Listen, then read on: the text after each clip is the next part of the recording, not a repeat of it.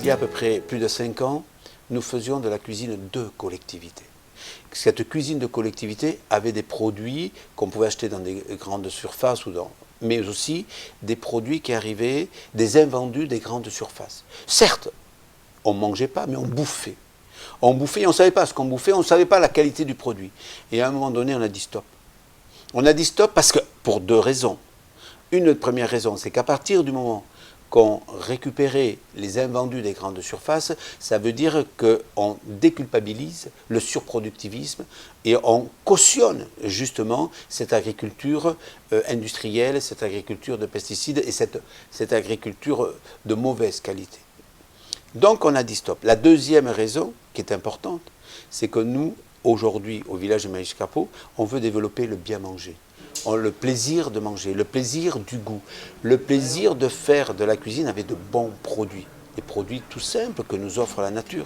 Et c'est là qu'on a dit, on arrête, et cette cuisine de collectivité pour passer à la cuisine, je veux dire familiale.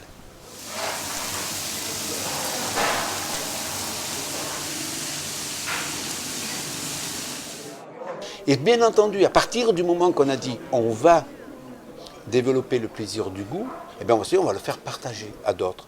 Et pour le faire partager, on a développé un restaurant.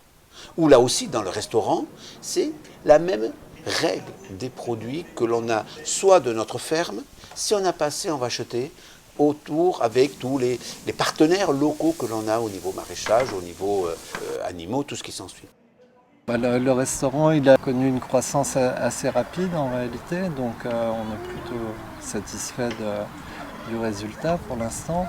Ensuite, en constante évolution, là on essaye de développer une mini-carte de façon à élargir un peu notre offre. Sinon, on est pareil, très attentif aux produits et aux cuissons, c'est important. Donc on a du matériel très performant qui nous permet de proposer quelque chose de quand même assez gastronomique. En termes de qualité, en termes de prix, on est très très bien placé. Oui, merci monsieur. Merci monsieur. Bon appétit messieurs. Merci. Et on est allé encore plus loin.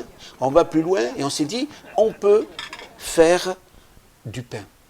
À partir du moment qu'on a des terrains agricoles sur lesquels on a semé du blé, eh bien dire avec ce blé bio, en liaison avec le réseau des semences paysannes, eh bien, on va aller de la graine jusqu'à l'assiette. Et aujourd'hui, on fait notre propre pain à partir de notre propre farine, de notre propre blé qu'on a semé sur nos terres.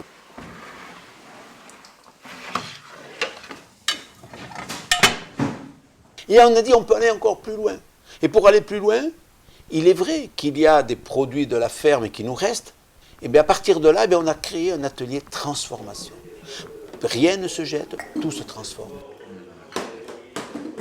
Et cet atelier transformation nous permet de faire des conserves pour alimenter aussi bien le réfectoire, aussi bien le restaurant, mais aussi on en vend à l'épicerie.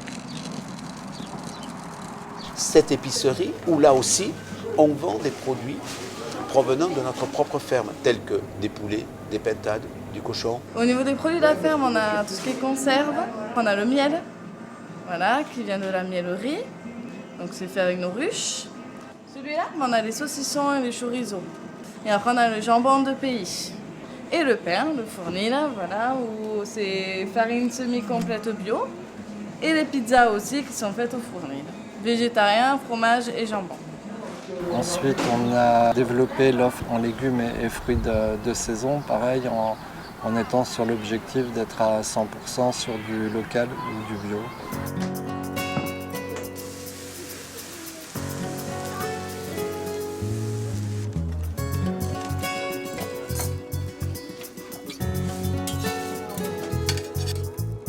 Quand on voit les difficultés où le gouvernement ou l'ensemble des acteurs de l'alimentation, surtout collective, pour accepter ne serait-ce que 5 ou 10% de quotas en produits bio dans l'alimentation collective, c'est clair que dans ce sens-là, on est plutôt pas mal.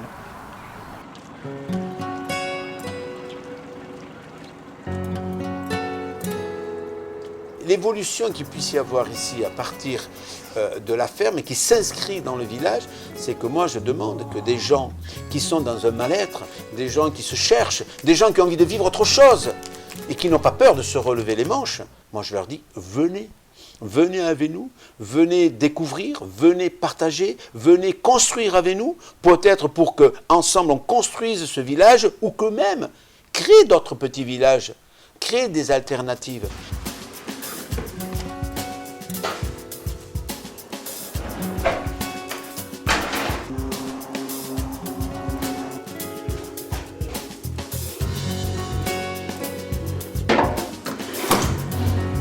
Qu'on crée une autre économie. Une économie qui, aujourd'hui, prend en compte l'individu, prend en compte la nature et n'a pas l'obsession du pouvoir financier comme c'est aujourd'hui l'économie néolibérale, l'économie capitaliste, qui n'a qu'un seul objectif, le pouvoir financier. Et nous montrons qu'il y a une autre économie pour retrouver un équilibre de vie, pour retrouver la dignité de l'homme et reconstruire la dignité de l'homme. Moi, je crois que ça, on le veut ou on ne le veut pas. Et ceux qui veulent, faites-le à travers des associations, à travers des syndicats, à travers des partis politiques. Interpellez vos partis politiques